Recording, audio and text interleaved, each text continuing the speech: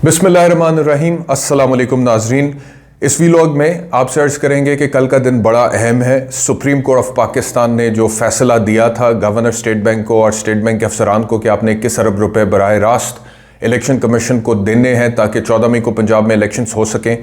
हुकूमत अब रास्ते में रुकावट बन गई है। मुझसे बहुत सारे लोगों ने ये पूछा कि जी आपको क्या लगता है कि अब गवर्नर स्टेट बैंक या स्टेट बैंक जो है वो बराह रास्त फंड्स रिलीज कर देगा इलेक्शन कमीशन को पंजाब में इलेक्शंस के लिए, क्योंकि सुप्रीम कोर्ट के 3 रुकनी बेंच ने ये ऑर्डर कर दिया है। उसका जवाब मैं आपको देने लगा हूं कि सुबह स्टेट बैंक ऑफ पाकिस्तान पैसे देगा इलेक्शन कमीशन को या नहीं देगा। देखें, सिचुएशन ये है कि एक तरफ तो सुप्रीम कोर्ट का हुक्म है। सुप्रीम कोर्ट ने पहले बहुत कोशिश की कि वफाकी हुकूमत किसी तरह से फंड्स इशू करें, क्योंकि सुप्रीम कोर्ट बहुत क्लियर है इस हवाले से कि इलेक्शंस होने चाहिए 90 दिन के अंदर। आर्टिकल 224 के मुताबिक इलेक्शन होने चाहिए। 3 रुकनी बेंच बहुत क्लियर है। तो उन्होंने पहले फेडरल गवर्नमेंट को ये कहा, 10 अप्रैल की डेट दी और उन्होंने कहा कि अगर 10 अप्रैल तक फंड्स इशू नहीं होते तो रिपोर्ट जमा कराएं, फिर सुप्रीम कोर्ट कार्रवाई करेगी। वो रिपोर्ट जमा हुई, पैसे क्योंकि इशू नहीं हुए थे। उसकी रोशनी में फिर सुप्रीम कोर्ट के 3 रुकनी बेंच ने ये कहा कि जी ये इतना इंपॉर्टेंट अमल है इलेक्शंस होना कि हमारे पास अभी तो ये वक्त भी नहीं है कि हम जिन्होंने हमारा हुक्म नहीं माना उनके खिलाफ तौहीन अदालत की कार्रवाई करें। लिहाजा सबसे पहले हम इसी चीज को डील करेंगे इन प्रोसीडिंग्स के अंदर कि किसी तरह फंड्स इशू हो इलेक्शंस के लिए ताकि पंजाब में 14 मई को इंतखाबात हो जाएं।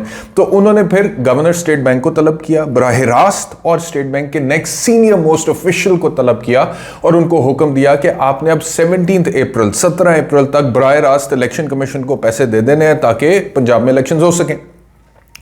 अब ये सुप्रीम कोर्ट का ऑर्डर है। गवर्नर स्टेट बैंक वैसे एक ऑटोनमस बॉडी है, लेकिन ऑटोनमस बॉडी होने का मतलब ये नहीं होता कि वो हर किस्म के कायदे कानून आइन या डायरेक्शन से मावरा है। एक जो सिस्टम है वो उसी का हिस्सा होती है एक ऑटोनमस बॉडी। हाँ, उनकी अपनी जो इंटरनल पॉलिसी है, उनके अपने जो कायदे कवानीन है, रूल्स हैं, रेगुलेशंस हैं, उनकी अपनी जो मॉनिटरिंग है, उनकी अपनी जो पॉलिसी है, पॉलिसी प्लानिंग है, पॉलिसी मेकिंग है, वो पॉलिसी इंप्लीमेंटेशन है, वो कोई और हुकूमत या कोई और अदारा उनको डिक्टेट नहीं कर सकता। ऑटोनमस बॉडी होने का मतलब ये होता है। तो state bank of Pakistan autonomous body तो है, लेकिन है तो पाकिस्तान का ही स्टेट बैंक और पाकिस्तान के मामलात से आरी भी नहीं है। और अगर कहीं पे उनकी कोई जिम्मेदारी बनती है जो कि उन्हें पूरी करनी चाहिए और वो नहीं हो पा रही है पूरी, तो फिर अदालत किसी तरीके में मतलब कि उनको तलब भी कर सकती है और उनको कोई डायरेक्शन भी दे सकती है। और इस केस में ये हुआ है। अदालत ने उनको कहा है कि जी क्योंकि उन्हें नजर आ गया वफाकी हुकूमत हमारी बात मान नहीं रही है, तो उन्होंने स्टेट बैंक को कहा। अब स्टेट बैंक ऑफ पाकिस्तान के जो गवर्नर हैं, एक तरफ तो वो मतलब कि he is between the devil and the deep sea right now. मतलब कि मैं सुप्रीम कोर्ट को कुछ नहीं कहना चाहता, लेकिन मैं ऑप्शंस की बात कर रहा हूं कि एक तरफ तो सुप्रीम कोर्ट है और सुप्रीम कोर्ट उन्हें हुक्म सादिर कर चुका है और वो उस हुक्म के पाबंद भी हैं। दूसरी तरफ अब वफाकी हुकूमत जो है वो क्या कर रही है? वफाकी हुकूमत ये कर रही है कि एक तरफ तो राना सनाउल्लाह साहब ने कह दिया है कि ये फंड्स जो हैं अगर आप इशू करते हैं तो ऐसा ना हो कि सारी जिंदगी आपको 21 अरब रुपए की अदायगी करनी पड़े, आप करते रहें। इसका क्या मतलब है? ये जो राना सनाउल्लाह साहब कह रहे हैं ये तो बाकायदा तौर पे अब स्टेट बैंक के अफसरान को इंतबाह दे रहे हैं, वार्न कर रहे हैं, बल्कि मैं तो कहूंगा ये धमकाने के मुतरादिफ है, डराने के मुतरादिफ है कि आप उनको ये कह रहे हैं कि अगर आपने 21 अरब रुपए सुप्रीम कोर्ट के हुक्म पर इशू कर दिए तो ऐसा ना हो कि सारी जिंदगी आपको ये 21 अरब रुपए की अदायगी करनी पड़े। इसका मतलब यही है ना कि ऐसा ना हो कि आपको सारी जिंदगी अपनी जाती जेब से करनी पड़े। जैसे आपने 21 अरब रुपए स्टेट बैंक के खजाने से अपने जाती किसी इस्तेमाल के लिए ले लिए हैं और किसी को पे कर दिया और फिर हुकूमत वक्त आपको पकड़ेगी और आपकी अकाउंटेबिलिटी करेगी और एहतसाब करेगी कि भाई आपने क्यों 21 अरब रुपए खुद से जो है दिए। ये राना सनाउल्लाह साहब के जुमले की तशरीह मैं आपसे शेयर करूं। उन्होंने कहा है ऐसा ना हो कि सारी जिंदगी 21 अरब रुपए की अदायगी आप करते रहें। इसका मतलब यही है कि ये भाई आपने नहीं करने, या आपने नहीं करने। अगर आप करेंगे तो ऐसा हो सकता है कि ये 21 अरब रुपए आपको देने पड़े और सारी जिंदगी आप इसको उतारने में आपकी गुजर जाए। ये राना सनाउल्लाह साहब का स्टेटमेंट है, उसकी इंटरप्रिटेशन है जो मैं आपसे कर रहा हूं। तो एक तरफ तो राना साहब ये कह रहे हैं, दूसरी तरफ जो कायमा कमेटी बराए खजाना है उसका इजलास कल तलब हो गया और वहां पे भी गवर्नर स्टेट बैंक को तलब कर लिया गया है।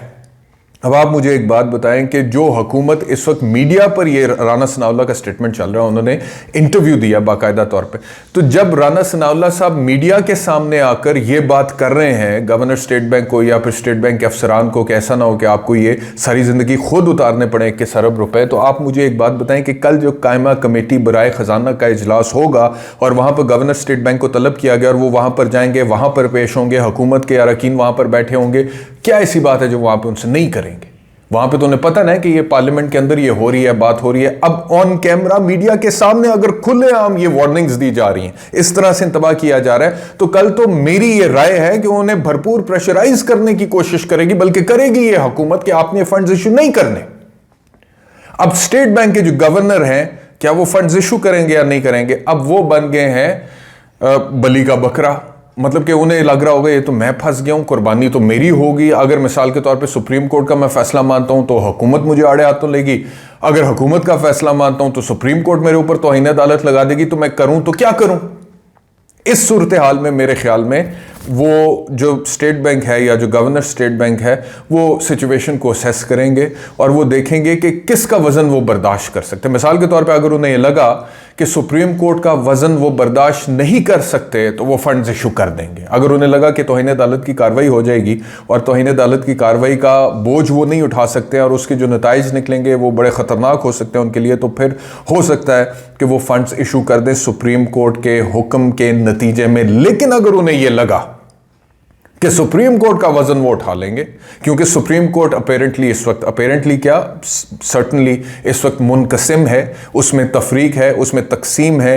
ये बहुत बातें हुई हैं कि 3-2 का फैसला है या 4-3 का फैसला है, बेंच टूटे हैं, जजेस ने रिक्यूज किया है, जज साहिबान ने कहा है कि 3-2 नहीं, ये 4-3 का फैसला है। यही मौक़िफ़ जो है वो लॉ मिनिस्टर का है, हुकूमत वक्त का है, और हुकूमत वक्त इस वक्त सुप्रीम कोर्ट के बिल्कुल सामने खड़ी है और डट के खड़ी है और किसी हद तक तसादुम करने के लिए तैयार है। और उन्हें अगर लगेगा कि सुप्रीम कोर्ट का फैसला मानने से हुकूमत वक्त उनके खिलाफ कोई ऐसे एक्शंस ले सकती है, उनके लिए कोई मुश्किलात या परेशानियां पैदा कर सकती हैं जिसका वजन वो नहीं उठा सकते, तो फिर सर्टनली वो हुकूमत की बात मानेंगे। यानी कि ये अब पलड़ा उन्होंने देखना है कि किस तरफ का ज्यादा भारी है, सुप्रीम कोर्ट का पलड़ा ज्यादा भारी है उनकी नजर में, उनकी सिचुएशन में, या फिर हुकूमत वक्त का पलड़ा ज्यादा भारी। जिसका पलड़ा ज्यादा भारी है मेरी जाती राय में, वो उसकी बात मान लेंगे।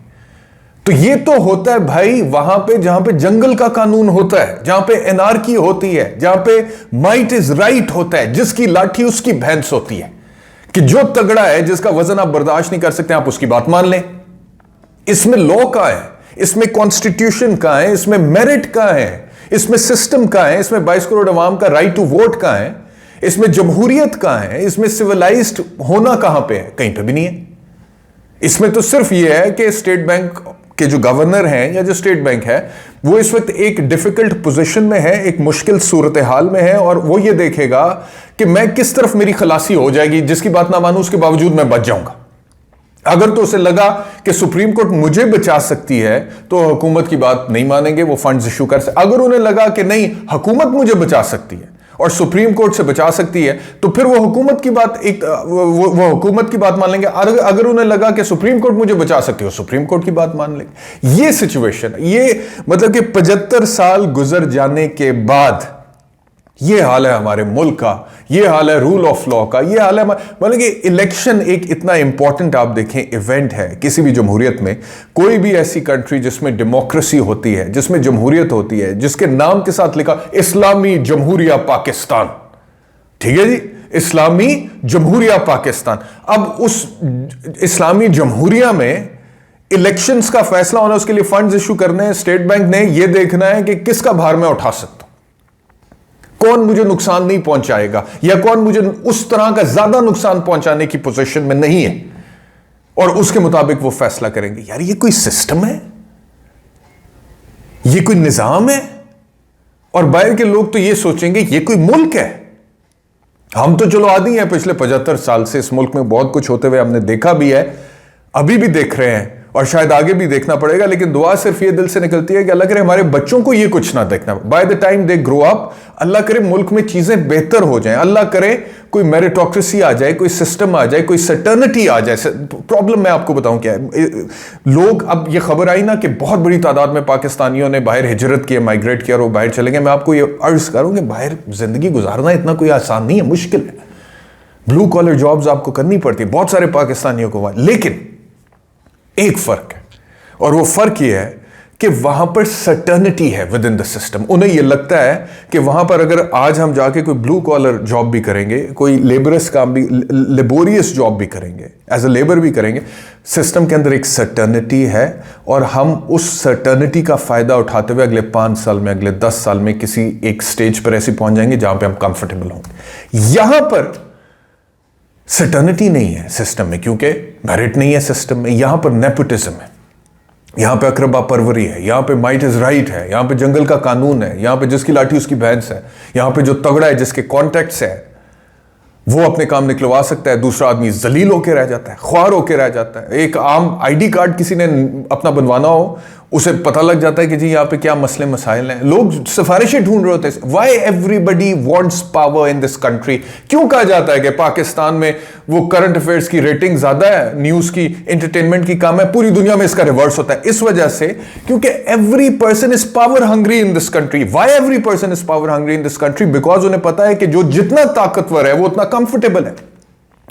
बाहर के मुल्कों में लोग परवाह नहीं करते हैं पावर की, पॉलिटिक्स की, क्योंकि एक जो आम शहरी है, आम आदमी है, वो बड़ा ठोक के, छाती चौड़ी करके, सीना चौड़ा करके वो कहता है कि I am a tax payer, मेरे टैक्स के पैसे से मुल्क चलता है, ये मेरे हकूक है, मुझे प्रोवाइड करो। और गवर्नमेंट देती है, रियासत देती है।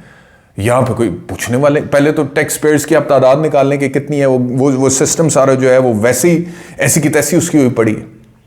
तो कहने का मकसद ये है कि ये जो हमारा एक अनसर्टेनिटी है विद इन द सिस्टम, अब इलेक्शंस का ये जो इशू है ना, ये इस पे, ये इसकी एपिटोम, इसकी पीक आप देख रहे हैं, अनसर्टेनिटी। ये होता है अदम इस्तेहकाम किसी मुल्क में, जो किसी एक थर्ड वर्ल्ड कंट्री के मुल्क को किसी डेवलप्ड कंट्री के मुल्क से जो है, डेवलप्ड कंट्री से जो है वो अलहदा करता है या उसको आइसोलेट करता है। ये इस तरह के वाकयात से पता चलता है कि कौन सा मुल्क कितने पानी में है।